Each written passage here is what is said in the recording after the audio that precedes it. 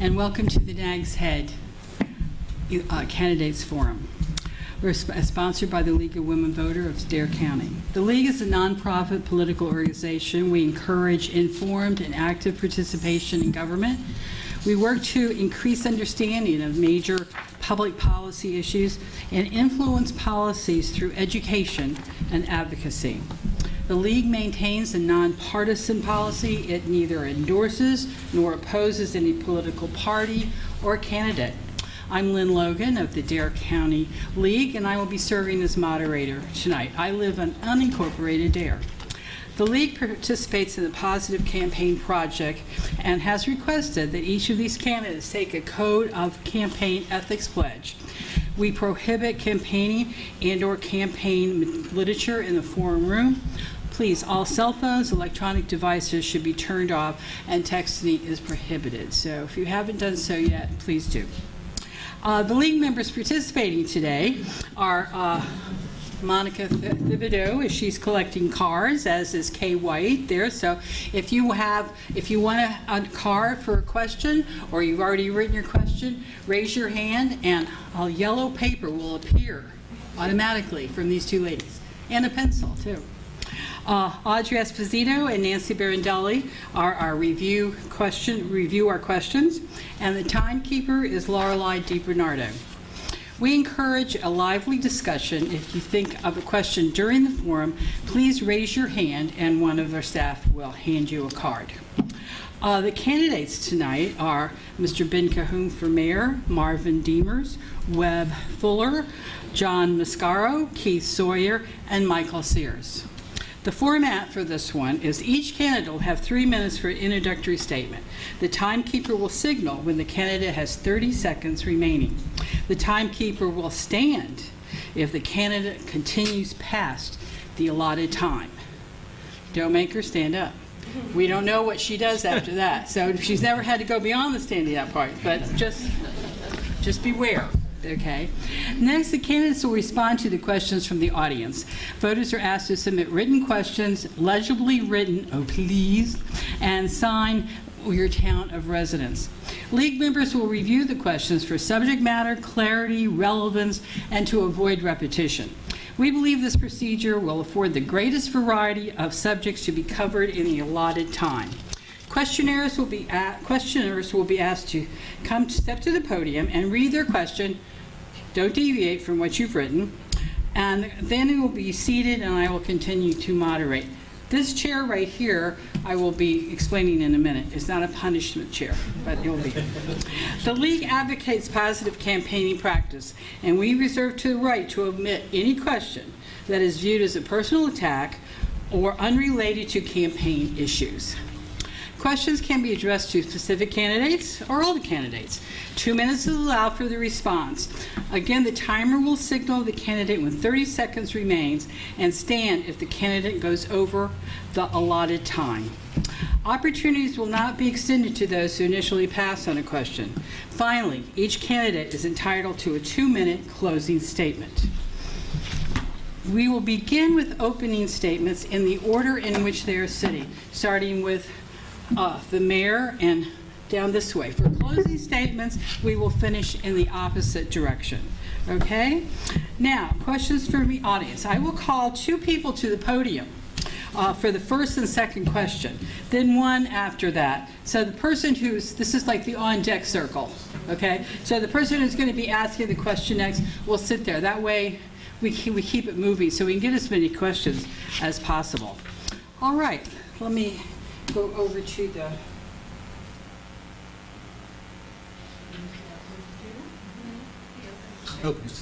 yes.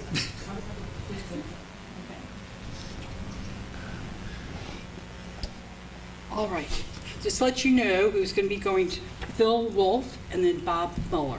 We will start right after the opening statements. Thank you. Okay, great. Thank you very much. Good evening. My name, as most of you know already, thanks to this handy card in front of me, is Ben Cahoon.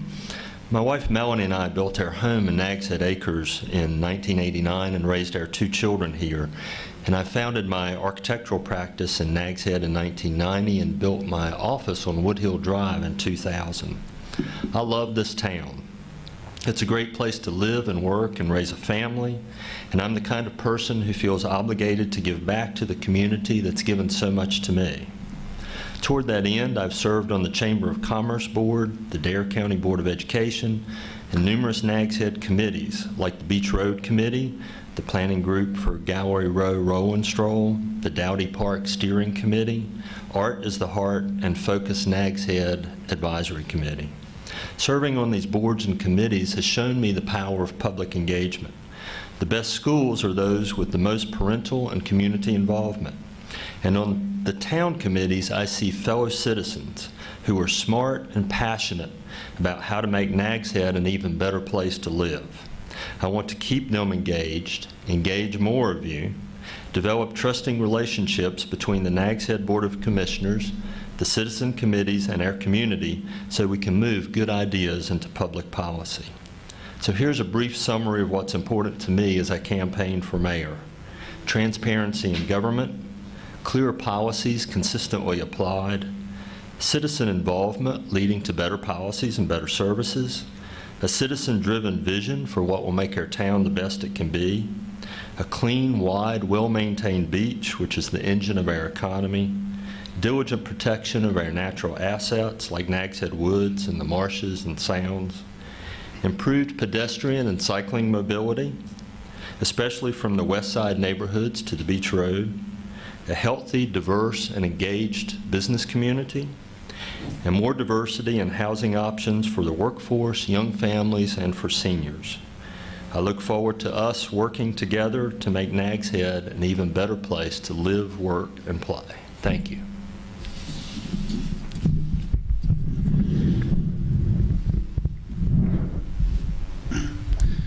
My name's Mike Sears. I married my wife Stacy 15 years ago this year. I've been in Nags Head now for 7 years, been on the planning board. Much like the perfect speech of our future mayor, I love this town. I love what it stands for. I love the fact that we're not over-commercialized like some of our neighboring towns. I love our skyline. I love our open airness. I want to put my efforts into working with citizens. I'm currently a voice for several folks now, and I'd like to continue that and be a bigger voice moving forward. If the one thing that we need to work on in my mind would be being more progressive, meaning thinking about problems as before they arise instead of reacting to a problem that we don't do very well. And that's would be the base of why I would want to run, is to make sure we think about things that are forgotten because we're in such good times in such a great place that we don't take care of what we need to take care of for those heavy rainstorms like we've had in the past. Thank you. Good evening, folks. My name is Keith Sawyer. I was raised and born in Columbia, North Carolina. I've lived here local my entire life. That being said, that is almost 63 years. I always dreamed of living in Nags Head and retiring in Nags Head, and my dream has come true. I've been here since 2008. I've been throughout all of eastern North Carolina. I've served on the Soil and Water Conservation membership boards. I've served on the Beach Nourishment Board here during our first beach nourishment. I'm presently serving on the Beach Nourishment Committee now at present time. And I also asked to be included on the Drainage Maintenance Committee, to form a drainage committee to actually try to solve some of our drainage problems, not just in Nags Head or South Nags Head, but the entire town. We have to be forward-thinking, such as my fellow candidates here have already mentioned. We have to work together as a community. We have to put forth and show the leadership abilities for our youth that are coming about. We have to put the groundwork in place and get back to our basics of our infrastructure and improve on our infrastructure and continue on. And we have to be transparency. I look forward to your vote. I look forward to serving for the town of Nags Head as a commissioner, and I look forward to working with all the existing commissioners and mayor at present time. And I thank you and enjoy the evening. Hello, my name is John Mascaro. I've lived in Nags Head for 10 years. Since 2011, I've served on the Board of Adjustments. I have a small property maintenance business here in town. The reason I'm running is because I feel strongly that it's time for a change, and it's time for someone to speak up for the people. I would like to run and be the person that speaks up for the people and for the needs of the town, and not for the wants that have been obviously done. The town and the residents have and continuously been pushed back too long for the needs that must be addressed. The issues need to be dealt with, ranging from stormwater to department equipment, personnel staffing. I want to see the community move forward in attending our town meetings and hearing firsthand where your taxpayer money is going. Another big issue is the multi-use path. Why did we stop construction? Was it because of Dowdy Park? Dowdy Park's a beautiful attraction for the tourists. It's put much needed projects on the back burner though. Our fire department's asked for a new fire truck 2 years in a row. It's been pushed back to the 2018-2019 budget. Our town needs another garbage truck and a driver to handle the growing garbage and recycling left by tourists. Yet our sanitation employees struggle to keep up. I believe the town seriously needs to create a stormwater division of the public works. We used to have a street department, now it's all under facilities. Why? Having a stormwater division would benefit the town because the stormwater would be their main job focus, not everything else. And I believe it's time to make changes for the betterment of our community and our town here in Nags Head. Thank you.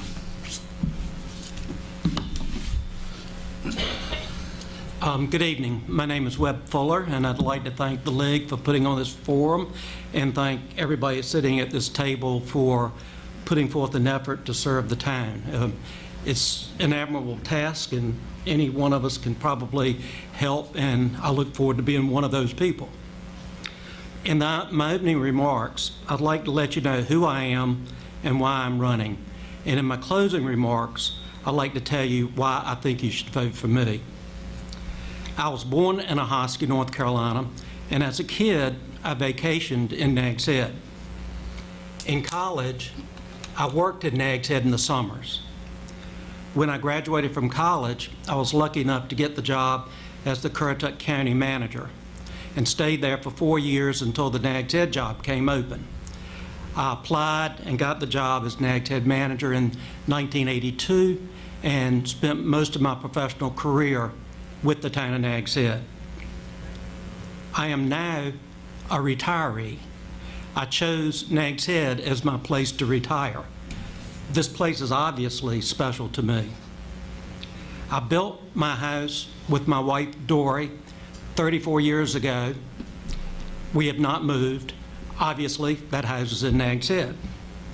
My son lives in Old Nags Head Cove, down the street from Mike, and with his lovely new bride. My oldest daughter is an emergency room nurse at Nags Head or Outer Banks Hospital. And my youngest daughter, who is in her super senior year at NC State, looks forward to coming back here at some time in the future. I have certain core values. I'm honest, I'm ethical, I'm accountable, and I'm results-oriented. Please keep those in mind when you look at people. Why am I running? I've got 6 reasons, and I'll list those for you. The first is climate change.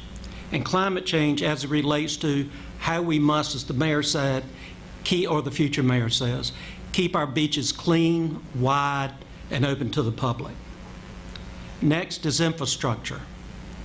We're gaining a lot of infrastructure in this town, and we must be prepared to maintain that infrastructure. I don't like seeing garbage cans on the side of the road with no wheels. We must manage our money correctly. I think we've done a good job, but I think we can do better. Planning and permitting, it takes too long to get a permit. We've got an overly complex process. Bike and pedestrian, I can go on about that, but I don't have much time. The last thing I'd like to say is I want to engage our youth, and I've created a committee of young people that are working on that. Thank you very much. Good evening. My name is Marvin Demers. Glad to see so many interested citizens here tonight. I would like to thank the League for putting this event on, thank the town, particularly the fire department, for providing this facility. And I would like to say thank you to all the candidates for having the courage and motivation to apply for these positions. We have a great history in Nags Head of being a wonderful town, and that's why my wife and I are here. We've been property owners since 1998, residents since 2007 after we retired. I'm an engineer by education. I worked in engineering and logistics for a 35-year career with the Department of the Army. And since retiring in 2006, we moved down here shortly, and I'm enjoying the Nags Head life as well as being a small business owner in the hospitality arena. My experience here in Nags Head includes numerous committees that I participated in, starting with Beach Committee when we first were looking at the alternatives for beach nourishment, the following beach nourishment development committees, which led me to be appointed to the planning board for the timeframes of 2010 to 2013, serving as the vice chair of the planning board the last year I was on the board. Then, as these other candidates here, I filed for election as a commissioner and was elected in 2013, and have since that time served on numerous other committees and was also assigned to the strategic area for the town of stormwater management. It's easy to sit here and say what you would do if you were elected. And we all need to be thinking in those terms, but no one does those things by themselves if they're elected. You have to work with the Board of Commissioners as a whole. And this board that I've been on has accomplished many things, which I will cover just a few of those. Fiscal responsibility has been a big thing, where we have funded public safety and services for the town, which are next to none in our community. If you look around what's happening in the country today with the floods and fires and other dire events in other states, public safety has to be #1 priority. Then you look to other things. We've managed the taxes. We saw the transition, and I will cut it off there and pick up some of those things in my closing. But the transition from Colony Ridge Nursing Home to Peak Resources was a great accomplishment for this town. Now let the questioning begin.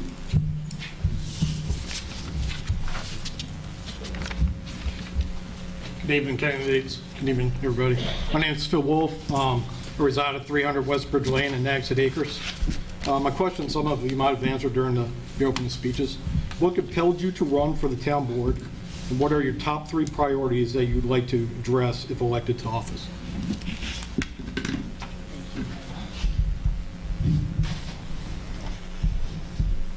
What I've done, I have pre-arranged a mix of names to answer.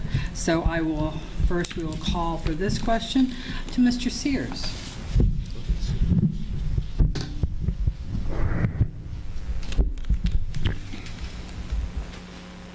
I think the main reason was being involved in a planning board. You see some things that maybe could be improved as far as future planning of the 3 things that I'm going to tell you about. Stormwater we've got that issue, and we've had it. A report came out in 2012 by our current engineer that stated there was problems, and nobody followed through with those. Those need to be followed through with. Beach nourishment, we can't continue to pay for every 5 years putting sand on the beach. We have long-term goals that isn't going to cost us tax dollars, per se, to the residents that live here year-round. And there's other means to that. At one time, there was a 1-cent tax on retail services that was $55 million raised in 6 months. If we still had that in place, we wouldn't be talking, beach nourishment wouldn't be an issue for us. The other thing is the infrastructure in the town. We need to be progressive. We need to make sure our services can, our fire departments and police can handle the summer influx as much as they can handle the current influx in the wintertime. And they need to have the right equipment to do so. We need to have the right public service to do the trash cleanup correctly so that we don't have stuff blowing all over the road if the wind starts blowing. But those would be the 3 things that I would want to address first to make sure that we're planning instead of just reacting. Thank you. Thank you, Mr. Fuller.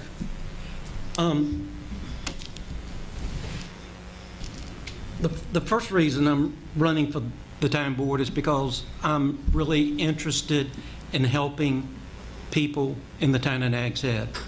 I've been in public service my entire life, and I think that I've done a decent job of trying to help people get to where they want to be. One of the things I've seen in the recent years is what I perceive to be a lack of responsiveness to the people. We've become much more bureaucratic in how we do things, and I think we need to get back to being more responsive to people and help them with their needs. Part of the way of doing that is our organizational structure, which I think needs to be changed. We have a council manager form of government. We've got a council that should be strategic thinkers. They should not be involved in operations. That should be the job of the manager and staff. And the board should hold the manager accountable for what staff does. And we need to get back and get the board out of doing day-to-day operations, and this will all be in my closing argument, but basically it's being responsive to the people and changing the organization to make it function like it should. Thank you. Mr. Sawyer? Number 1 objective should be the drainage and the stormwater drainage of this town. There's been too much overbuilding, and the town's not been held accountable to make sure that the stormwater has been taken care of. Due to the fact that it's not just one section of town that floods all the time, but the flooding has become such a large issue throughout the whole town of Nags Head that somebody has to be accountable for it. And it seems like me, no one wants to listen when you tell somebody about what the problem is. They just want to shove it under the rug, pass it off to the next guy. That's not how it should be done. You need to put the money where it's been appropriated to and solve the issue, and go back to the basics and then start improving on the basic infrastructure. That way you can prevent any other future stormwater problems. It's not an issue of raising taxes to cover the storm maintenance program. There's enough money there appropriated throughout the years that would have solved all of this problem if they had just put it where it was supposed to have been used. Second is, I'm thrilled. I want to give back to my community. And the second thing is the beach nourishment. We need beach nourishment. It benefits our town, not just one end of the town, but the whole town. The whole town line, coastline. It helps not just our town, but it also helps the adjoining towns and cities. And third, the town needs to be held accountable for the funds. Thank you. Mr. Demiris? Thank you. I decided to file for re-election because I have felt like I have contributed a great deal to the town in the past 4 years. I have been diligent in my responsibilities. worked hard on a number of committees, both within the town and outside the town. And I think we've accomplished a lot as I was starting to discuss about what the Board of Commissioners has done. So I feel like this is my opportunity to give back to the community, and I think I have capabilities and education and background to do that in certain areas that no one else does. My top 3 priorities, I will place 2 on the top level. One is shoreline management, which includes beach nourishment and soundside shoreline management. It's not just an ocean problem, it can be a sound problem when we have storms come through. But I'm a firm believer in the success of the beach nourishment project we did in 2011, and the other towns around us have followed in our path. The other item that's on the top level with shoreline management is the stormwater drainage and remediation. There are a lot of complex parts to this puzzle, and no one can solve the stormwater drainage issue with simple solutions. There are a lot of complex pieces to that. And lastly, we need to continue to look at re-engineering our entire town structure and processes, because there's always room for improvement. Mr. Mascaro? When you sit in the audience for 10 years at board meetings and you see the same stuff being talked about over and over again, and you even have different elected officials up there year after years at times, and nothing gets done. We talk a lot about stuff. We don't do it. We need to do it. We need to quit messing around. If we put more effort into things that we needed instead of what we wanted, a lot of stuff would get done in town. My 3 main things, these guys have all covered everything that any of us want done. My 3 is we definitely have to make sure that our services, not just the police and fire, but public works, everybody has the equipment, the personnel they need to do their job. I mean, when you don't have equipment, you don't have enough personnel, you can't do your job. You can't do it effectively.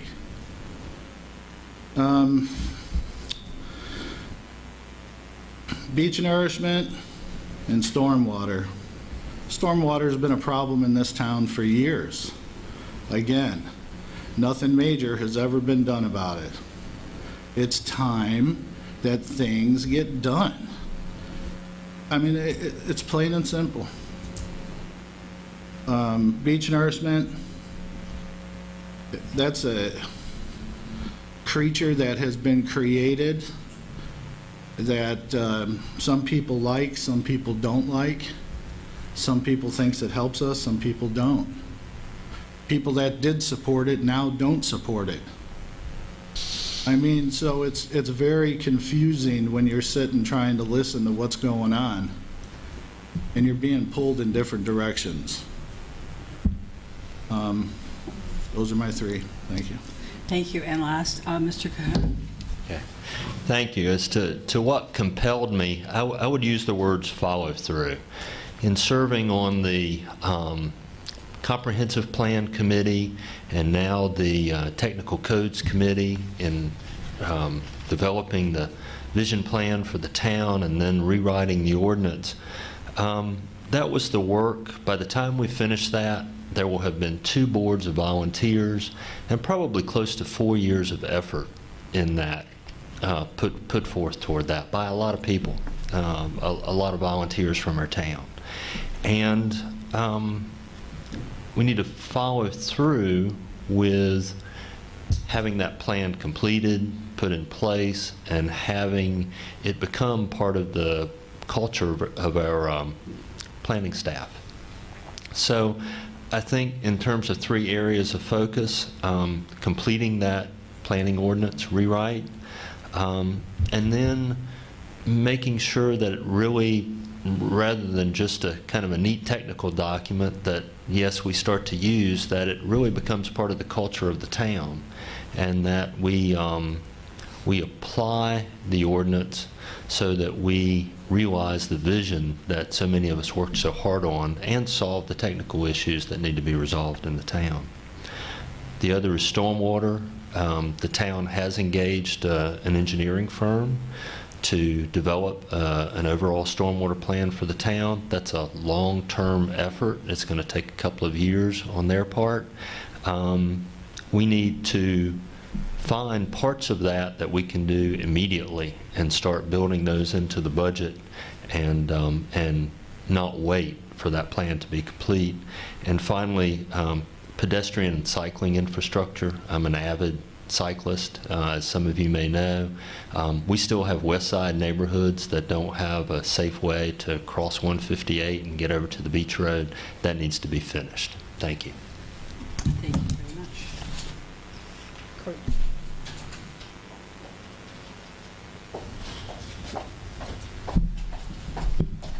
What is your specific solution to the town's stormwater drainage problems?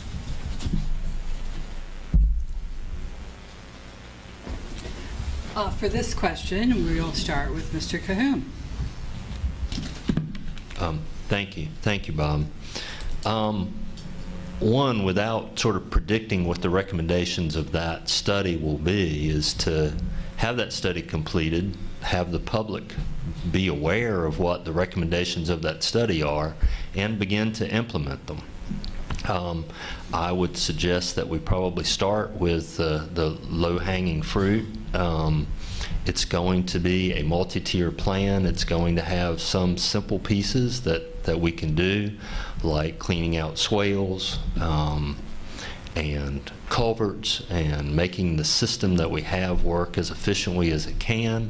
And then it's going to require probably installing some new infrastructure so that we can get the stormwater to the outfalls properly. And finally, it may require that we find innovative ways to go back and address stormwater from existing structures. You know, we've put a big burden on the houses that are now being built in terms of requiring that they retain stormwater, but we need to find creative ways to go back and address the stormwater that's coming from existing properties. Since we're mostly built out. The way I like to say it is, even if we passed a rule that the lot coverage on new properties went to 0, we'd still be stuck with the drainage problem that we have today. And so that means that we have to go back and address the existing properties to some degree. Thank you. Mr. Sears? Sorry.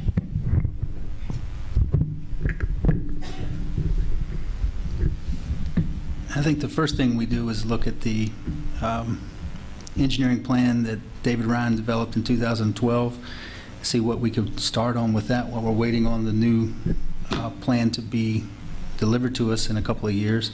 Start with maintenance and actually do some of the things that were suggested by both Mr. Ryan and East Carolina University in 2013 as far as what needed to be done. He's right. The new homes that we build today are required to have catch at least 3.5 inches of water during any rain event, whereas the old ones didn't. And if we can come up with a solution to keep that water on individual properties in a controlled manner before it goes to the neighbor's property, I think that's a good thing to look at first. That in relation with what was recommended by the 2 engineering firms before. Thank you. Mr. Mascaro? I mean, the study would be the greatest thing to go off of at first, but like Ben said, it could take up to 2 years to get that study. So in the meantime, we need to get out there, clean out the culverts. We just bought a new culvert cleaning machine, if I'm not mistaken. Just clean the swales out. People are going to be upset because them swales should have been there for years, but they're not, because they've overgrown, because we haven't been keeping up with them. You know, now we're going to upset people. Everyone's going to have to be educated on what it's all about. Just doing it, getting out there and cleaning this stuff up, talking to people about plans that, like Mike said, from years ago. There was also a plan to actually pump down old Nags Head Pond. And maybe that needs to be done somehow, some way. But maybe we need to buy property, secure some empty lots, turn them into retention ponds. But we need to start doing something now, because people's houses are flooding after just, thunderstorms. It's ridiculous. Culverts under 158, are those being cleaned out by the state? Do we know? Have we been on the state's butt to get their part of it done? I mean, we need to be aggressive. Thank you. Mr. Sawyer. The drainage, I would have to agree with Mr. Cahoon. We need to go back to the plan that was designed, and we need to implement it, and it should have been implemented when it was designed. The second thing, instead of replacing culverts that didn't need to be replaced, clean the ditches out and the swells out so that the water can get through the culverts first and foremost. There's so much silt, so much buildup of debris that's in the ditches, there's nowhere for the water to go, so it sets up on top of the ground. You got to open up that ditch to allow the water to flow through the culverts first and foremost. That's where it really needs to get started. The maintenance needs to be done first and foremost. Clean the ditches. Let's get it done. Don't hesitate. First thing. Then start implement the rest of the plan and keep a maintenance program on tap year after year, not just let it go by 4 or 5 years, or 5 years or 10 years before something's done. Go ahead and do it. Keep a maintenance program up to date, and then start working on the infrastructure, improving the infrastructure that was put in place from years ago, and continue designing and improving everything else. Thank you. Mr. Demers. Thank you. First of all, I'd like to say that there's a lot of misunderstanding about what's been done and what's not been done in stormwater drainage. It might surprise a number of people to look at the town website and see what the stormwater flooding content is. It's enormous. And it tracks all the projects that have been completed in the last several years, and it verifies that the plan that was laid out in 2012, most of those things have already been done. And the town has been doing things regularly. Information in that website will identify for you the funding that's been allocated to each project, and we've gone beyond that in the budget process now to lay out this capital improvement program with a consultant to develop the larger plan, which then, together with short-term continuous actions, will help this town as best it can be helped between now and the long term. Maintenance is key, and there has been maintenance done. Again, that's identified, but we need to continue doing that, and we've expanded that to include preventive maintenance. When we know a storm's coming through, get out and do extra checks and make sure we're in as good condition as we can be. We have about 55 miles of drainage pathways in the town. That is a lot to not only keep up with, but to repair and replace as needed. And that's why we have to have an intensive study and identify all those needs. We have met with DOT very recently and laid out programs and gotten suggestions from them on where to go. And we have used our new culvert cleaner across town to clean the culverts. And finally, Mr. Fuller. Thank you. I think the first thing I have to say is that the town must take ownership. It appears to me, both from an operational and a policy level, the town hasn't taken ownership of the issue. I don't see it. I do see that in 2005, within Public Works, there was a street and drainage division, it's alluded to earlier. Those people were responsible on a day-to-day basis to make sure that the drainage ditches were clean, the culverts were cleaned, and use the culvert cleaner that's been there forever. We don't have a new culvert cleaner. We have a replaced culvert cleaner, one that has just been purchased, but the last one probably hadn't been used for over 5 years. As a matter of fact, I think for the last 3 years, it's been sitting over at Dare County. Obviously, we got to clean the ditches, we've got to do the maintenance in the short term, but we've got to have pumping in place. We've got to be ready for catastrophic events. We've got to have pre-positioned contracts with people that have pumps that can come in, stage before an event, and be ready to pump once that event occurs. In the long term, I'm going to not use my time and go about infrastructure. Everybody's talked about that. I agree with it. But we need to de-water areas. We can lower the water table. We can do innovative things. Wrightsville Beach pumps stormwater into the frontal dune. Why can't we? We can expand septic health and have them work with neighbors on an individual basis to help mitigate some individual problems through rain gardens, a number of things. And finally, we can probably put some drainage into our beach access areas that we already have, like we did on Danube Street when we built that beach access. Thank you all. Gary Oliver?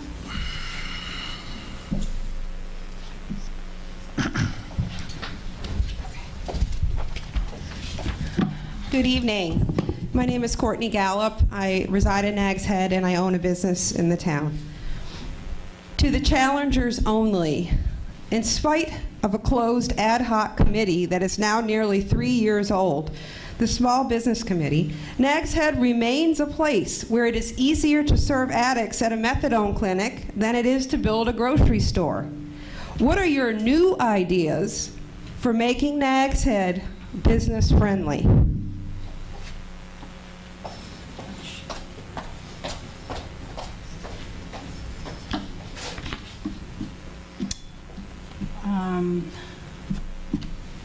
Mr. Cahoon.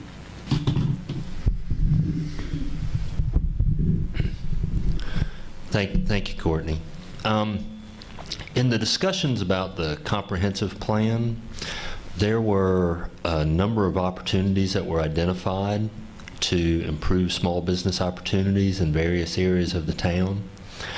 That those opportunities need to be built into the zoning ordinance that's being rewritten right now.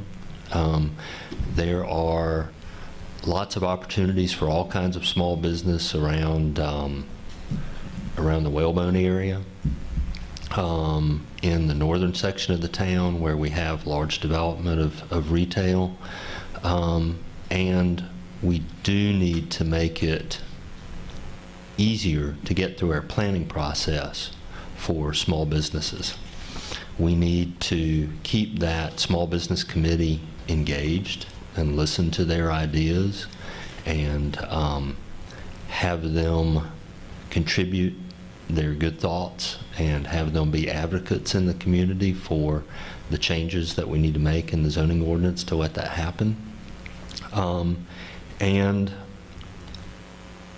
this is sort of it almost seems unrelated, but some of the changes that we need to make in the zoning to make it more affordable for young people and small families to live here, to make it more conducive to our workforce so that businesses can find employees and so that employees can live in our town and enjoy the benefits of our town.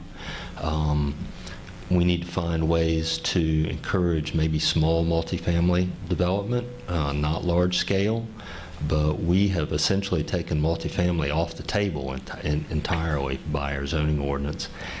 It's appropriate in certain places at a small scale, and having young people be able to live here and be part of the workforce will help all the businesses here. Thank you. Mr. Mascaro? I certainly will. It reads, in spite of the ad hoc 2-year-old small business committee, Nags Head remains a town where it's easier to open a methane clinic than a grocery store. What are your new ideas for making Making Nags Head business. Oh, that's the H. Okay, Nags Head business friendly. Thank you, Courtney. Okay, thank you. That makes a lot of difference. I think I For got it. farmers, too. I really think that we have a business committee, and I haven't seen what's come out of that business committee since we've had it. And, a lot of towns, if you look, they look into economic development committees, an economic development director, that their job is to come up with ways and attract businesses to towns. Maybe it's time we look at something like that. But we need to attract businesses. What are we going to do for these businesses if they come to Nags Head? Somebody wants to open up a store here, what are we going to do for them? I'll tell you what we've done in the past. We've made it a nightmare sometimes for people to open up businesses here. Okay, we had a guy that wanted to open up a car wash in town. A car wash. There were so many restrictions put on him. He's like, you know what? I'll take it somewhere else.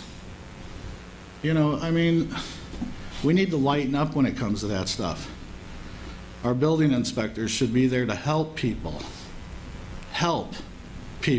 get through the process, instead of being treated like somebody just asked a bad question or said a bad word. But we need to work out of some solution, because what's happening now is not working. But I would love to see more businesses come to Nags Head. Small businesses, family-owned, ma and pa, not what we got coming. Thank you. Mr. Sawyer? I would have to agree with what John just said, is that the business committee, I haven't seen anything come out of it neither. And the last term of election, when the present mayor was elected, they called a town meeting to see what the town of Nags Head could do for the local businesses. And I would have to say, they've put more restrictions on smaller businesses, that the small businesses just don't want to come to Nags Head. It's too difficult for them to make a living and sustain life here in Nags Head because of the restrictions. They need to go back to the zoning and ordinances of what is established for the small businesses and reconstruct them a little bit so that it is more friendly for them to come and to bring the youth back into our town for the summer jobs, not outsource the summer jobs to somewhere else. It needs to be our own youth that are doing the jobs. Why outsource it? Leave it here in town. Keep the money here. That would be my solution. Mr. Sears? We currently have 2 areas in the C2 district, Gallery Road and Wellbone, that are being promoted as retail down duplex type areas where you can come in and put in a store, a hair salon, live upstairs. We just had a vet in a pet boarding station on Gallery Road put in, and she's living upstairs, and they have that downstairs. I think the difficulty is we are a seasonal community, and to run any business on 8 months when you have to be open 12 months is very difficult. We don't have any youth that want to be here and work year-round because we don't have some of the draws that a bigger city may have for youth. We do have an influx of youth, and when I say youth, 20 to 35-year-olds that are working for major companies that travel a lot, that are picking the Outer Banks, Nags Head, even Kill Devil Hills as places they want to live. Because of internet, they can work anywhere. And to get a younger society here that may open a small entrepreneurial business, we have to be a little more high-tech in that. We're probably going to have to set up more walking downtown type communities, which is very difficult on a straight venture. But the way the Focus Nags Head has set up Gallery Row, they want that to be a very small town feel area with living upstairs, retail shops downstairs. So that needs to be expanded. And I can't answer your question on what the committee's done, but thanks. Mr. Fuller. Thank you. Obviously, I think the biggest impediment that government has as it relates to small business is our permitting process. It's very difficult. It's complex. It's expensive. If you talk to a couple of home builders, they'll tell you that they have to add 3.5% to 5% to the cost of a home just for permitting and inspections. That's nothing else. So I do think we can work on that. But I have to really tell you, after you get past that, I think you really get into an economic decision versus a policy or a public decision. My family came from a situation where my father was involved in the pharmacy business, a small business owner. My mom's family was in the restaurant business. Their expectation of the town was not for them to help them do anything. Their expectation of the town was for them to keep a clean, healthy, and safe environment so that they could do their work and do their jobs and let them thrive in their own business. And I think that's what the town should do. We should be in there doing the government job that makes it easy for those people to thrive economically in what they do.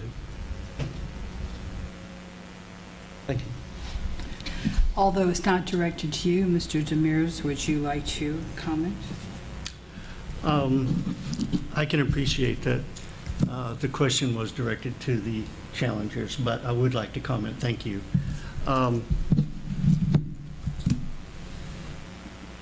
business committee, to specifically address that, has been a very dedicated committee that's met on a regular schedule and been very open to accepting ideas from all members of the business community.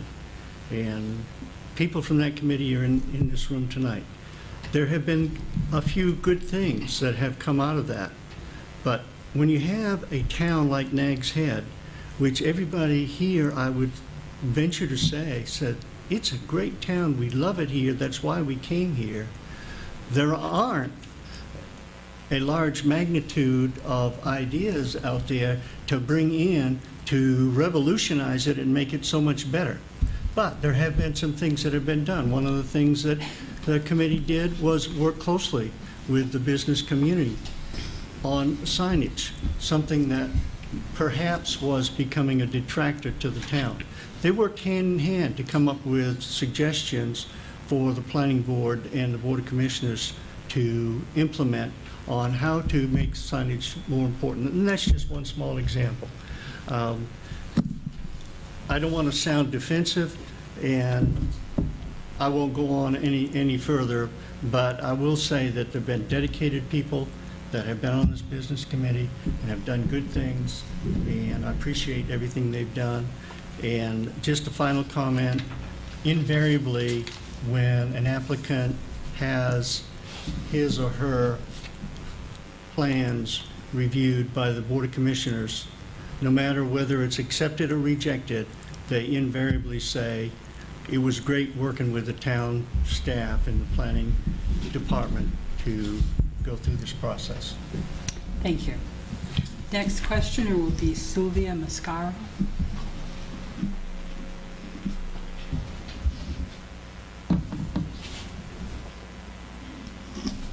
Do you approve of the current height limitations on building in Nags Head?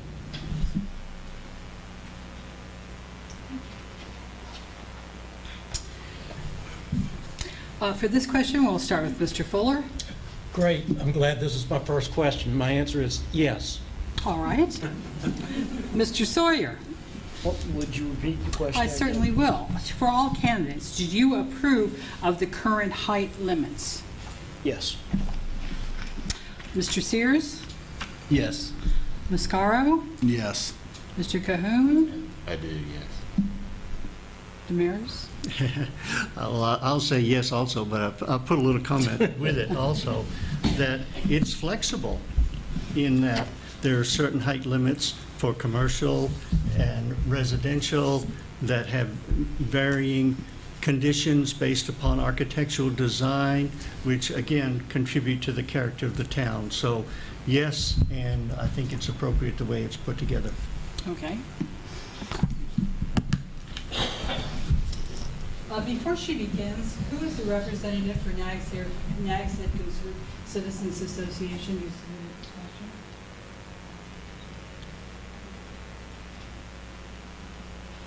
question. My question is, how do each of you feel about the town spending $430,000 for the Bonnet Street bathhouse?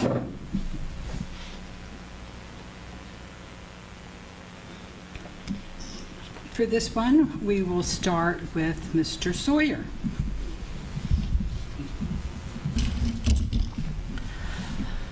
I'm not so sure that I approve of spending $430,000 for the Bonner bathhouse. Not unless the town's prepared to spend equal amount of money for a bathhouse at the south end of town too. Looks like me that bathhouse is just situated for the north end of the town, not so much as the south end of the town. And there's no bathhouse at the south end of the town at all. One small bathhouse is just at about 8 milepost 18 and a half. But there's plenty of beach accesses. Why did they choose, why has the town chose Bonner to reconstruct and improve on it for $430,000? Sounds like to me it's a little excessive spending. And I think we need to curb it. Mr. Mascaro? I completely agree. $430,000 for a building that holds a couple bathrooms, 2 outside showers, and a handicap ramp with an empty attic space upstairs for future building. $430,000 for this building. There's no bedrooms, there's no kitchen, there's no yard. It's a parking lot for people to come, wash off, go to the bathroom, go to the beach. $430,000. I totally disagree with it. Thank you. Mr. Sears? Not knowing everything that's in that building and not being part of that conversation, I know building costs, and I know the size of the building. I would have to know what was in the building, beyond the lifeguard, the main lifeguard station, and the bathhouse. I'd have to know what else was there to actually give you an opinion on that. Okay, Mr. Demers? I will admit that when the plans for this bathhouse came to the board, the price seemed very high. But in scrubbing that with the architect and the town staff and looking at the facilities and capability that this bathhouse possesses, and the fact that it's the primary entry point for an awful lot of people who come to use the beach and to change and shower and things like that. With the ramps, the protection, the materials that are in it, it's built to last for a long, long time. So is it too high? There's nobody wanted to build it for any cheaper. So I think that bathhouse will serve the town very well and be worth its money. There are 2 more scheduled along the same lines, already in the out years of the budget. One is in South Nags Head, and I think that these bathhouses will be a good feature for the town, and we'll see in a few years whether we think it was worth the price. Mr. Cahoon.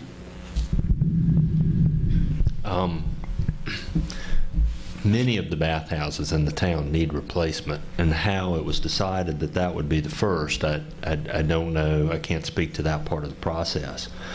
But there are some up and down, including South Nags Head, that need replacement. They're some of them are in really bad shape. That said, I do agree with spending that money for that facility. It was subject to a design process that was reviewed by the town and the commissioners and was approved by them. It was subject to a bid process, competitive bid process that got the best price at this time for that facility. It does, as Commissioner DeMers pointed out, have design and finish that make it durable, and that it will be more serviceable than the current facilities that we have. And also, as Commissioner DeMers pointed out, that facility is our largest and does serve a really significant portion of the tourist community. It also serves a lot of us local residents who live near there. And if it lasts the time period that it's designed for, and it's well maintained, and that goes back to having a plan for maintenance for all of our facilities. And as long as it's done as part of an overall capital maintenance plan that addresses all of the facilities of the town that need to be replaced, then yes, I think those capital improvements cost a significant amount of money. And as long as we've planned properly for them and we get the best bid that we can when they need to be built, then yes, that's what we have to do. And finally, Mr. Fuller. That bathhouse is 34 years old that just came down. Has 34 years of use in a harsh environment. I'm surprised it lasted that long. As far as the cost, we can say the same thing over and over. Maybe you agree, maybe you don't. I appreciate Ben being an architect. They can explain it fairly well. Best price at the best time. It may be lower in 5 years. It may be more expensive in 5 years. But it needed to be replaced, and as far as I'm concerned, that decision is water under the bridge or water over the dam. Thank you. Sherry Davenport.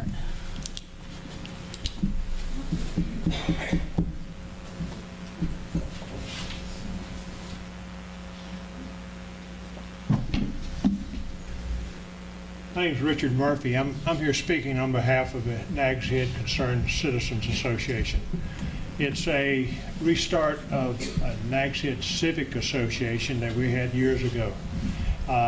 We seem to have a number of concerned citizens that are very concerned about the way government is going and things not being accomplished. Stormwater, obviously, is something that is on everybody's mind. It's been brought up many times. Here's our question. Stormwater has been a paramount issue for years in Nags Head, and with citizens experiencing losses, automobiles, damage to their homes, citizens are not only disgruntled, but they are disgusted and discouraged by the complacency and lack of empathy by the Board of Commissioners and the town of Nags Head staff. My question is for the new runners. The incumbent doesn't need to answer the question because a committee was set up for stormwater 3.5 years ago, and that committee was not staffed until last week after they heard of our meeting. The question is, if elected, can you briefly explain how you are going to represent the citizens in their battle to reclaim their town and begin implementing corrective actions to alleviate stormwater problems immediately?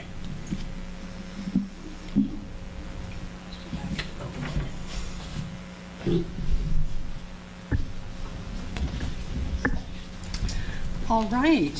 For this question, we're going to start with Mr. Muscaro. To start something, I mean, we need to, I don't know if this will answer your question the way you want it, but, I mean, we just have to do something. We can't talk about things and talk about things and talk about things. Having engineers come in and take and do their stuff to get their data, everything they need for everything that we need to do, from stormwater to beach nourishment to whatever, is great. And we need that. But we can't just sit back once that report comes in and say, we're going to do a few of these projects, you know, for a couple $100,000. We need to invest millions of dollars, I think, into stormwater over a period of time, and that's through capital improvements. We collect, I believe it's $4 right now, about $230,000 a year for stormwater. There were just some projects that were put on a list to be taken care of.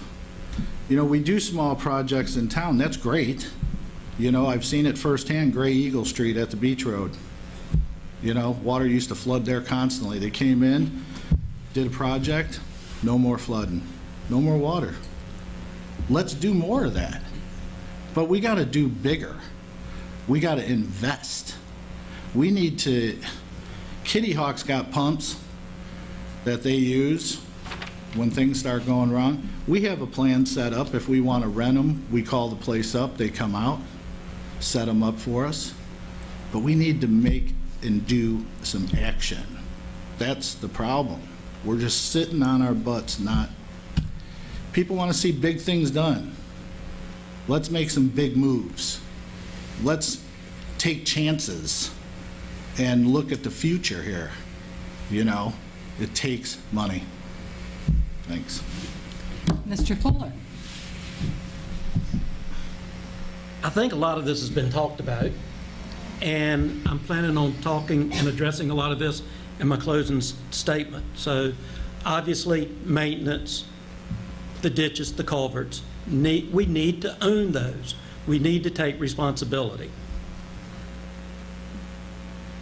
I think we can do a number of other things. One thing, a lot of the places that are flooding tend to be in the northern part of the town near Fresh Pond. We used to take 1 million gallons of water out of Fresh Pond regularly, daily, and we were dewatering that area. And that dewatering probably had a 3-mile cone of depression. Now we're not taking water out of Fresh Pond, the water table's rising. We've got to address that. We created that problem. The town did, by stop taking water out of Fresh Pond. Some other ideas I have, and what I was talking about earlier, or trying to get in when I was cut off for time. I tend to talk a while. But Danube Street, at the end of Danube Street, on the sound side, we put a parking lot there. We sloped the road. We have water that runs down Danube Street, and it ponds in that parking lot. We can do more of these things. This is not rocket science. These are things we did 20, 30 years ago to get the water off the road. Another example I think we can do now is every beach parking spot that we have is precious, but they also are near the road. And we can maybe take 1 parking space or 2 parking spaces out and put a retention area in those areas. Or we can lower the area and still park, but have the water run into those retention areas. We need to buy some strategically located properties and put the proper type of gardens there. And last but not least, we need to expand septic health to include expertise in there where people can come and get ideas of what they can do to help mitigate their own problems. Thank you. Mr. Sears? Can you repeat the question, because I think we got off of the question here. Yes, I will repeat the question. If elected, can you briefly explain how you're going to represent the citizens in their battle to reclaim their town and begin implementing corrective actions to alleviate the stormwater problems? First of all, I have a phone. Everybody will have my number. Call me. We'll come look at your problem. We'll discuss it with the town engineer, and we'll move forward with that to make sure that you don't have a problem, and I'll personally follow up with each one of you of what steps are being taken to fix your problem. Thank you. All right, thank you. Mr. Fuller? Do I get another No, time? excuse me, you do. Mr. Finish. No. Mr. Sawyer, He would love sorry. to talk. Well, I would like to say that the first thing that I would like to do would be to, at the first meeting, have all the commissioners and the mayor inform the manager of the town to have the maintenance department start cleaning the ditches first and foremost. If we haven't got the equipment to do it with, and we have the money, such as $230,000 in the budget to clean ditches out, put it out for bids, and the low man on the totem pole gets the bid. Let him start work. Let him start cleaning the ditches. And then we can start implementing those other things, such as settlement pond areas for parking in place of parking areas. And then we go from there. Although not directed to you, Mr. Cahoon, do you have a comment on this? Yes, I will. With regard to the citizens and their frustration specifically, one, I'd like to see the town show leadership in addressing the stormwater issues.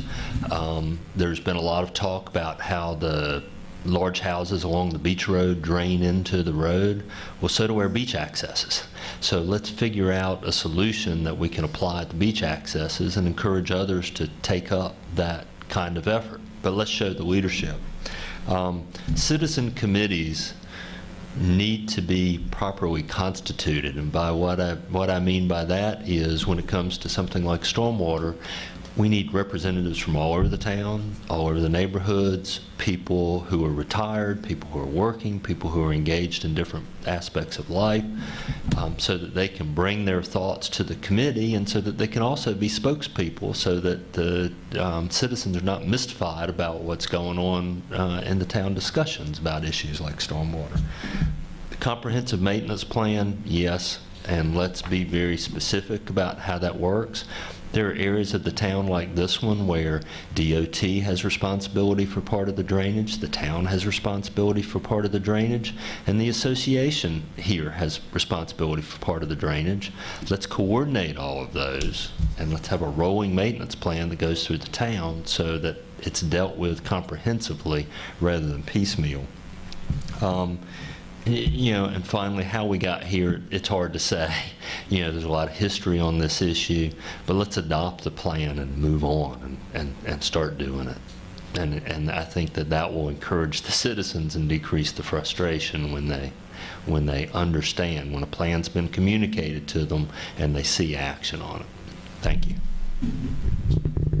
Mr. DeMere? Thank you for the opportunity to address this.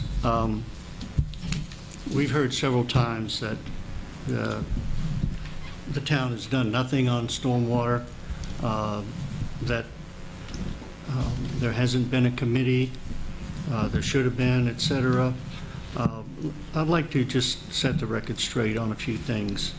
Again, there's a large amount of information out there on the website about things that have been done. One was mentioned, Gray Eagle, for example. That was a year's worth of Powell bill money and some stormwater funds. It was an excellent example of how we can pool resources and get great results. 8th Street improvement is another one. That was a huge project. Not only did we have to do street work, we did some extensive stormwater drainage work, and we partnered with Kill Devil Hills in so doing. Recall that up until a couple of years ago, there was $100,000 per year allocated for stormwater. Through the stormwater working group we have, we got the Board of Commissioners to double that amount, $232,000 approximately per year. And that's a pittance if you're looking at some of the projects like Mr. Mascaro mentioned.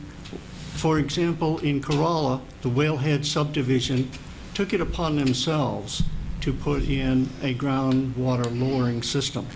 They were routinely running into experience of 2 to 3 feet of water in their streets. That neighborhood did not take it against the town to fix that problem. They realized that it was very expensive, and they were willing to put in the money for that with help from the town. That's the magnitude of the kind of expense that we're looking for some of these solutions, and these will be brought through the committee that we have. Thank you.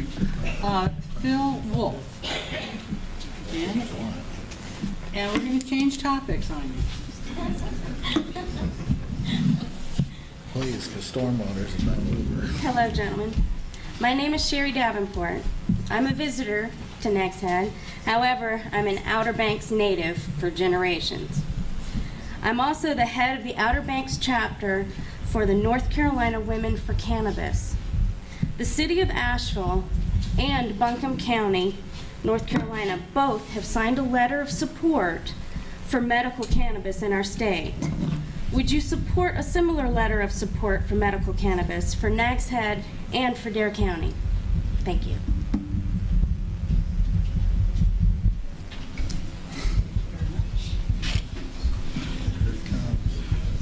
Had enough time to think? And we will start this with Mr. Cahoon. Oh, joy. A hot button issue like that. And I may surprise some of you. For medical cannabis, I would say yes. Both of my parents died of cancer, and it was horrible and it was painful.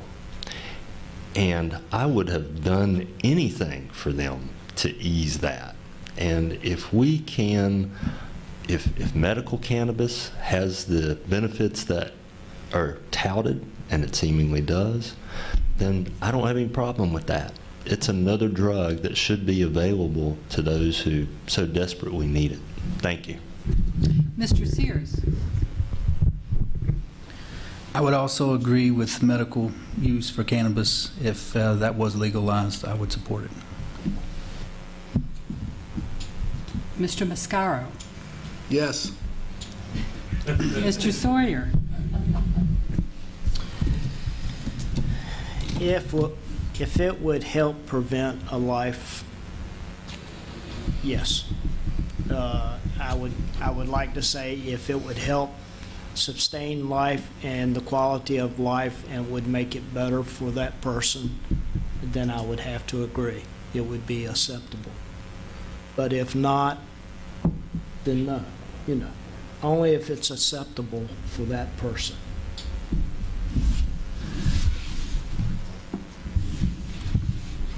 Mr. Demers.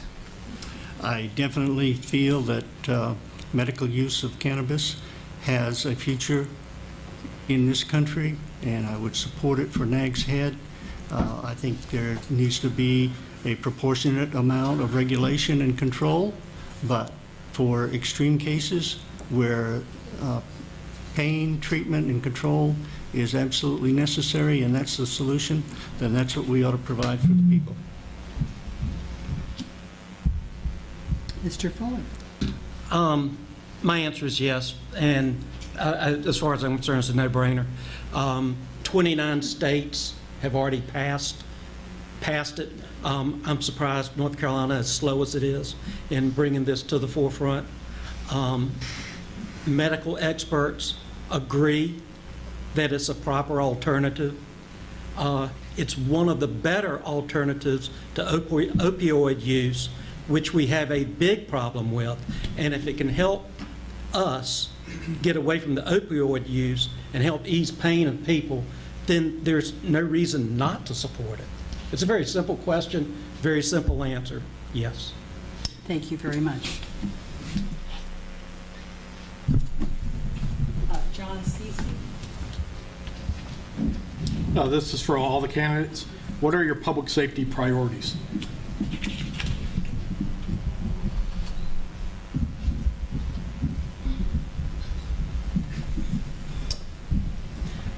All right, we're going to start with Mr. Sears on this one. Public safety priorities. I think pedestrian crossings, bicycle safety, connecting the west side to the east side of 158 is a very good thing. Like mentioned earlier, I'm a little disappointed that the bike path hasn't completed, but I'm sure there are reasons for that decision to be made. But those are the big issues. Overall, we have a great community to live in, low crime rates all the way across. But those are our biggest two issues, especially in the summer. Mr. Fuller. Public safety, starting with police. The town of Nags Head used to have the word protect and serve on the side of its cars. It doesn't anymore. I think that's the most important thing we can look for from our law enforcement. We want our police to be out there protecting us and serving us and being part of our community. I'm not saying they're not, I'd say they are. I would like to see the word protect and serve be reinforced again on those vehicles and get that word across. Police have certain legal responsibilities with state law, with local law, but the value of how they carry themselves and how they implement the laws is very important to me, and I expect them and I see it day to day. It manifests in Chief Brinkley, how he just treats people and how much he serves the community he lives in. Fire is everybody's hero. Nobody doesn't like fire. We have to have the necessary equipment. We've always had the necessary equipment. And I think we need to keep maintaining the necessary equipment to put out fires and to respond as first responders. But more importantly to me is the mitigation efforts we've made and continue to make so that we don't have those fires. The change in laws that require inspections of restaurants and businesses are extremely important. And those firemen that go out there and do these inspections are very important to me. Thank you. Mr. Sawyer. I'd like to see the town of Nags Head continue supporting the law enforcement agencies and the EMS departments of our town. They do a great service for us, and I can't commend them enough for what they do and how they protect and serve our community. I would support them 100% in any way that I possibly could. Mr. Demers. Yes, as I mentioned in my opening comments, public safety is always my #1 priority for what we do in the town. Priorities within public safety, let me lump everybody together in this case and say what we need to prioritize is equipment, technology, and training. It's unfathomable, almost, the challenges that a police officer or a fireman face when they get a call and go out in the public under the direst of circumstances. You see on the news all the time horror stories about what happens when something isn't done right due to a misjudgment, lack of training, or whatever. So those three things, equipment, technology, and training, need to be totally supported in funding. And in addition, Ocean Rescue is part of our fire department, and we can plus up Ocean Rescue some. We have long stretches of the beach which do not have lifeguard stands. It would take more money to put stands and people out there, but it would be worth it. And as we've seen this year, there have been a lot of tragedies along the Outer Banks beaches because of someone not being there to rescue someone in trouble. Mr. Mascaro? I come from a fire service background, almost 30 years, and I'll start with our police department first. I think we have a great police department. I think we have one of the best police chiefs you can have on this beach. The thing that we need to make sure, though, is that they have everything that they need to do their job. Nags Head should be the utmost, we should be the leaders of this beach on public safety. We have police officers, we have firefighters, we have ocean rescue. You know, as the town grows, because all we keep doing is more tourists, let's have more tourists, we have to start adapting to that. It means the fire department has to grow. Ocean rescue has to grow. Police department has to grow. So we have to grow with them. Equipment. If they need equipment, we need to get it for them.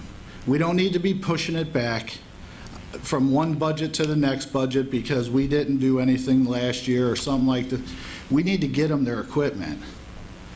From my understanding, the police department has body cams now. Are they in service? I don't know. But I think it's a great thing for them to have. Our day and age, look what's happening around. We're a tourist destination. Something could happen here just as easy as it could happen anywhere else. So I'm just saying, we need to make sure that all of our public safety departments have the people, equipment, and everything they need to do their job. No excuses. Thank you.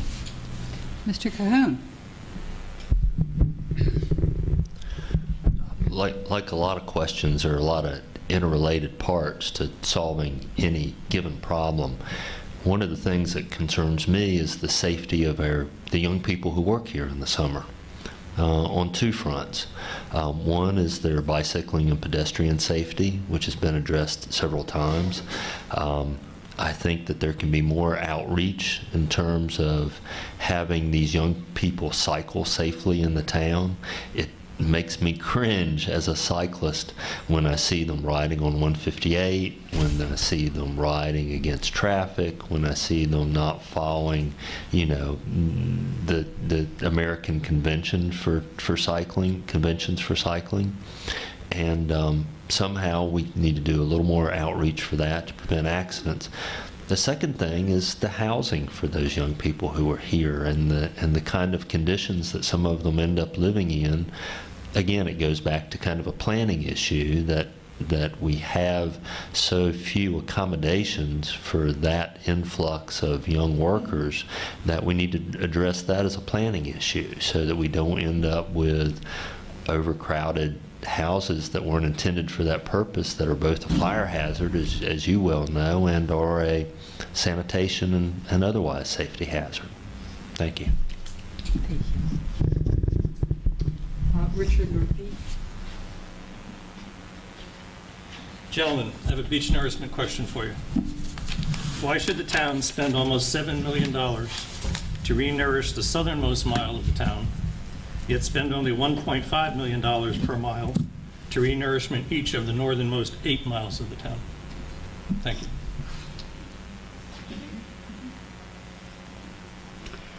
All right, gentlemen, re-nourishing. Mr. Fuller.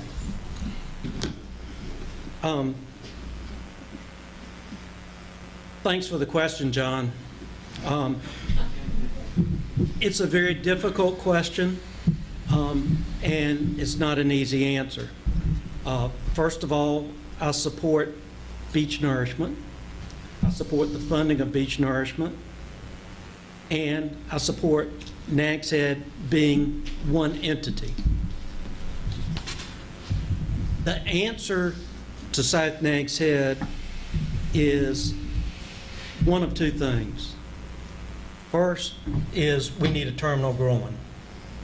A terminal growing at the end of South Nags Head, we don't have this discussion. The town needs to be doing more with the Coastal Resources Commission, which we all know who our chairman is, and we can help work with her to try to get a terminal growing in the South Nags Head. Then this discussion is over. Second of all, I say I support beach nourishment, but both. With the financing of beach nourishment, I think that's going to be a continual topic of conversation among the future leaders of the town, and rightfully so. And second of all, that part of South Nags Head has to be looked at and considered. What are we going to do? I don't think that I personally am willing to lose it. I think a terminal growing is the answer, and I think if we work hard enough, we can get it. Thank you. Mr. Sawyer. It's a good question, John. And we've been in the meetings together, and my understanding is that the north end of Nags Head has gained in the beach from the first beach nourishment that took place. And they were taxed the same amount of rate up on the north end as the south end was. This second time around, we've suffered more damage from Matthew last year than what the rest of the town did, especially the last half mile. Suffered 90% loss compared to previous storms in the past. If you look at what the beach nourishment has done for the town of Nags Head, since we've done it, we've not lost one house. Before beach nourishment took place, there was numerous houses lost because of the storm damage, taking the houses out. I would have to agree. There should have been a terminal growing put on the north end of Oregon Inlet, and we wouldn't be having this issue brought to the forefront at this point in time. That terminal growing would have helped us, and it would have also helped Oregon Inlet, keeping the inlet clear and clean. Get back to the actual question. Is it fair for the south end of Nags Head to receive additional funds to recover what was lost? Yeah, I feel like it's fair because it's a town issue. It's an entire town, not just one section. The south end of the town just lost the most, suffered the worst damage, and we need to put it back. Mr. Sears. I agree with both previous gentlemen. If we did the growing, we had that there, that would stop sand flowing. I mean, this is a natural island, it's always flowing, but that's the only way to keep, with the current currents, the only way to keep the sand on the beach. As far as the money being spent, it's a town effort. We all receive the benefits from it. If it needs to be spent more in South Nags Head where a higher erosion rate is, it needs to be spent more there. But I think we all benefit from it. Thank you. Mr. Mascaro.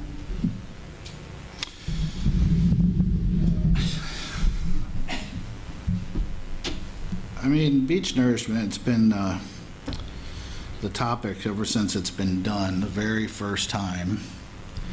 And of course, everybody says that, you know, the reports that we've gotten back from our engineer are wrong because we can walk out on the beach and literally see part of it's gone. Part of it's doubled.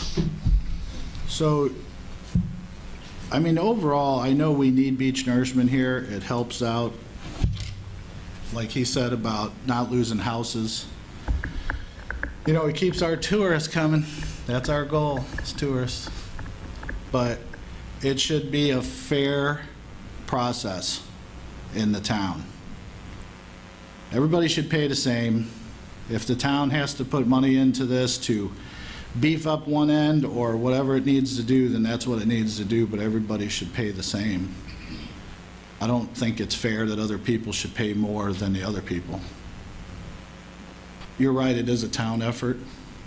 That's why I think it should be even Steven across the board. I don't know, maybe I'm wrong. I'm not an engineer, but I got eyes. But that's how I feel about it. Hope that answers your question, John. Mr. Demirs? Yes, it's a good question, and it makes you stop and think for a minute. But I come down on the side with several of the other candidates here.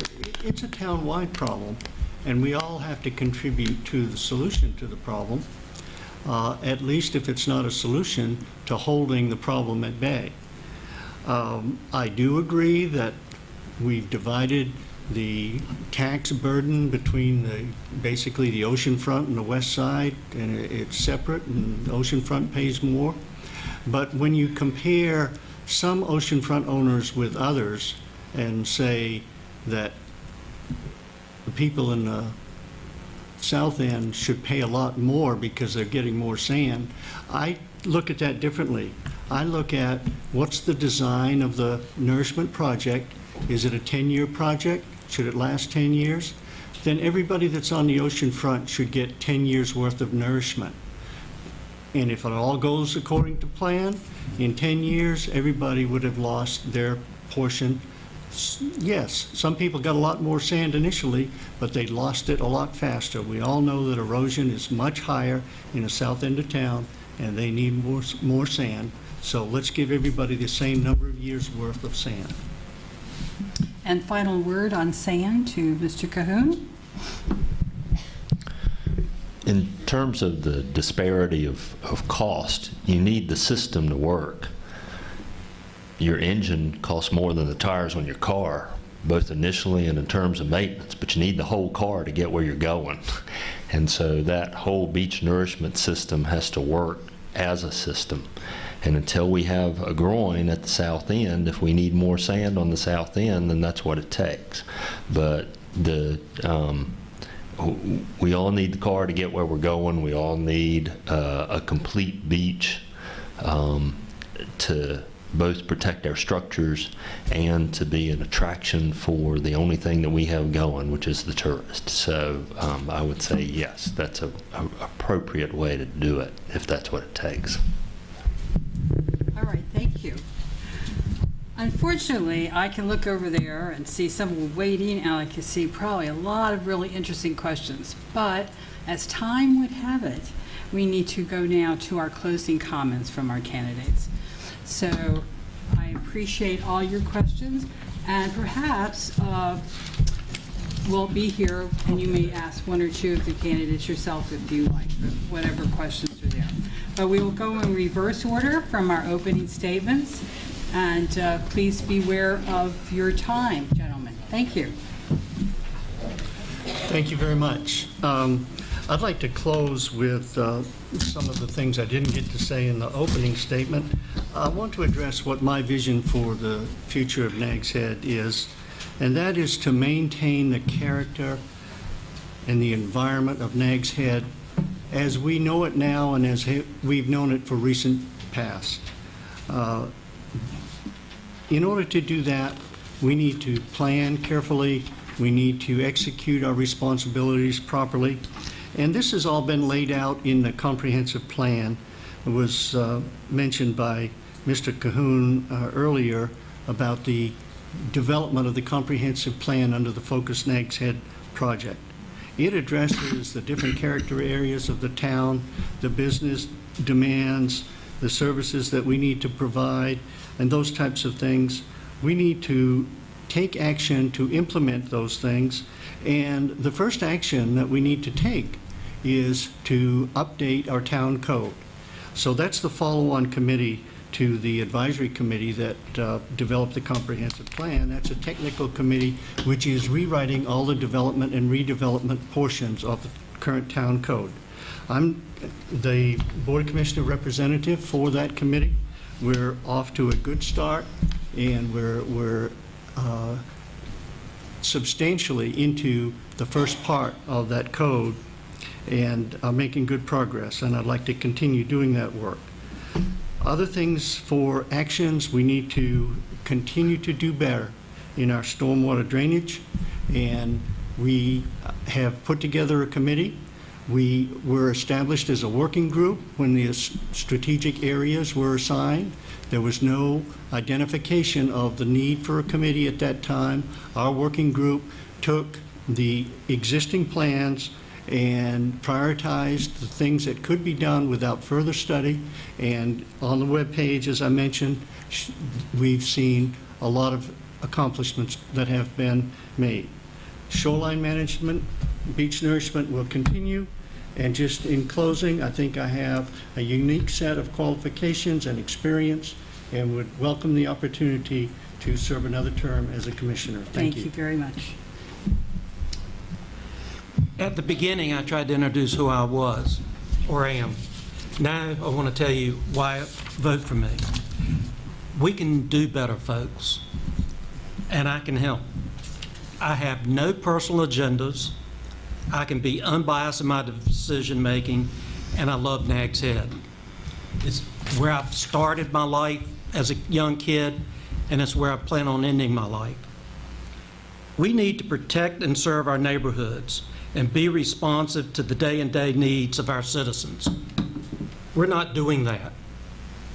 Since 2006, I've seen 3 different drainage studies the town has commissioned. We just commissioned another one for $100,000. We've had a working stormwater committee for years. We just appointed another citizen drainage committee. If I count right, we have either 16 to 18 appointed committees in the town of Nags Head. At the same time, we have neighborhoods that have been flooded 3 times in 1 year. We're just not getting it done. The town should move in times of crisis to a public safety mentality. We should be out there protecting and serving and helping people. That's our job. We shouldn't be saying, oh, I see you've got a foot of water in your house. I'll bring that to our committee so it can be studied. We do not maintain our infrastructure. Our ditches and culverts are clogged. We've become a town of studies and a town of no action. This must stop. We can do better. I'll give you one more example of what I'm talking about. We need to get board members out of operations and put them at a strategic policy-making thinking level. I worked on a committee in the village of Nags Head where we called the town 3 times in 2 weeks, got no answer. The chairman of the committee called 1 commissioner, we had an answer in 2 hours. We've got to make sure that the board does the board job and staff does its job and the board holds staff accountable. Thank you. Thank you very much. Thank you.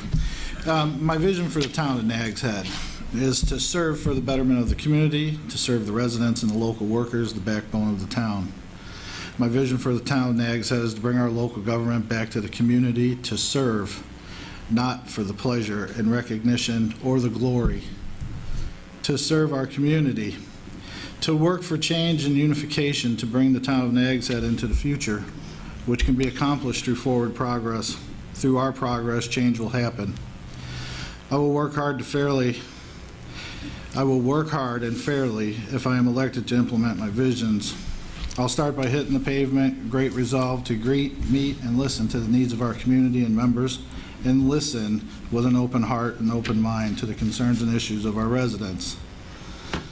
And with their input, help implement needed changes based on what is good for the town of Nags Head. This is my vision for the town of Nags Head. Also, just to let you know, I have no plans on voting for any tax increases.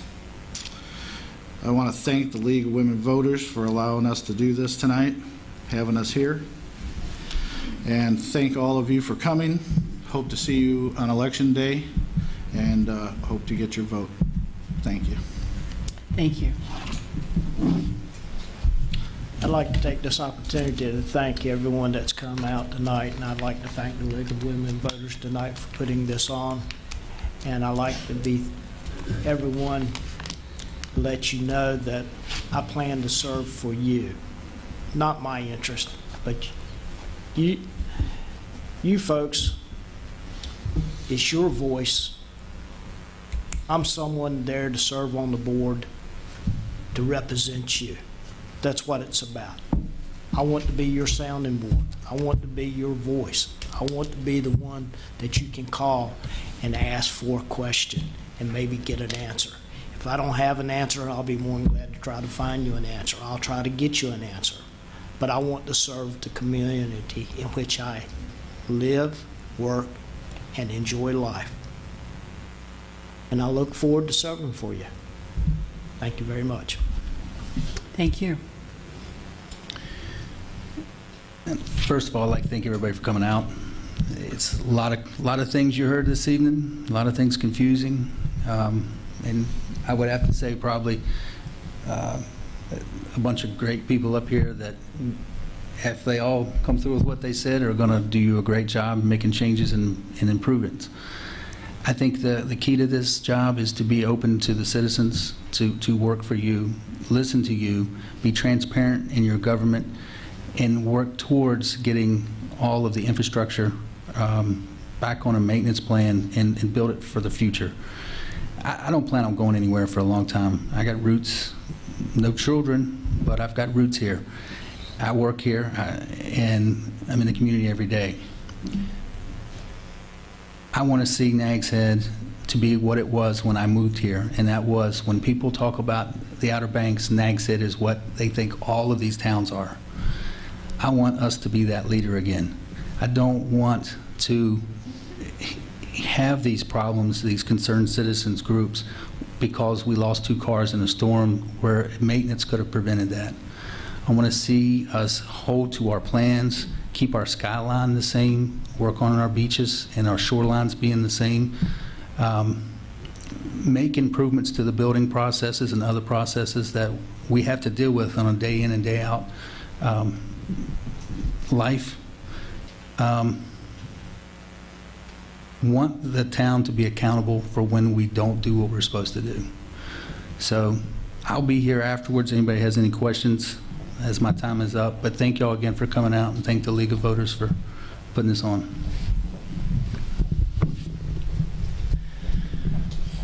As you heard in my opening statement, my wife Melanie and I moved here in 1989, and since then the town has grown and changed. Much of that change was positive. For example, we live in Nags Head Acres, where many of the streets weren't even paved in 1989. Now it's not only a beautiful neighborhood, but it's the only place on the Outer Banks from which one can easily walk to grocery stores, banks, restaurants, coffee and ice cream shops, hardware stores, parks, a YMCA, the beach, and Nags Head Woods. We love that lifestyle and hope to never leave. But all of those positive changes we experienced also clearly had a negative side. The development paired with a rising water table has led to flooding. There's more traffic and inadequate provisions for pedestrians and cyclists. Trash cans litter part of the landscape. Planning and building regulations, repeatedly modified, have become uneven and conflicting. Housing costs have become prohibitive for young families. My vision for Nags Head is a place where citizens like me, including the young parent that I was and the retiree that I will become, who love what Nags Head offers, are fully engaged, where we tackle head-on and together our issues like flooding, pedestrian and cycling safety, trash collection, shoreline management, and thoughtful regulation, while we keep making those improvements that add to our quality of life and attract the next generation of residents. Among the things I hope we will do while I'm mayor include keep citizens and business people fully engaged in our discussions about important issues like stormwater and waste collection and development regulations, complete and implement a long-range shoreline management strategy, complete the stormwater groundwater study and implement its recommendations, implement a joint DOT, town, and neighborhood stormwater drainage maintenance plan, complete the new Unified Development Ordinance, and smooth out our permit process. I look forward to working with the current and new commissioners and the staff to accomplish those goals, and I ask you to please vote for me. Thanks to the League of Women Voters and everybody who came out and everybody who watches on television. Thank you. Yes, thank you very much. I glean from what I've heard tonight that the town of Nags Head citizens have quite a hard decision to make. What I heard tonight, there are 5 gentlemen up here who are running for this office who love your town, who are dedicated, and who seem very qualified. So I applaud you for coming out and listening for them tonight, and I hope you do go to the polls and vote. And this concludes our Nags Head's Candidates Voters Forum. We wish to thank the candidates for their participation and you, the voters, for attendance. We'd also like to thank the Nags Head Fire Department for loaning this lovely venue for us to use tonight. We also want to let you know that tomorrow we're having another forum that will complete our 4-forum series tomorrow for the town of Southern Shores. That will be at 7 o'clock at the Pitt Center. Reminders now, the last day to register to vote is Friday, October 13th. Yeah, Friday the 13th, so keep that in mind. Early voting begins Thursday, October 19th at the Dare County Board of Elections office in Manio, Monday through Friday till November 3rd, 8:30 to 5, and Saturdays, and of course, Saturday, November 4th, until at 8:30 to 1. The schedule, we have some information scheduled on the table over there about voting. The Kill Double Hills Town Hall and KDH, early voting from Thursday, October 19th through Friday, November 3rd, Monday through Friday, 10 a.m. to 2 p.m. And of course, Election Day is November the 7th. We encourage you to come and join us. We are the League of Women Voters, Dare County, and our major mission is to help make democracy work. So come join us to do that. Also, you'll be reading and seeing the pictures of these fellows in the newspapers, in the voter's guide that's being put out by the Sentinel, the OBX Voice, and the Coastland Times, and where they answer questions similar to what you've asked tonight.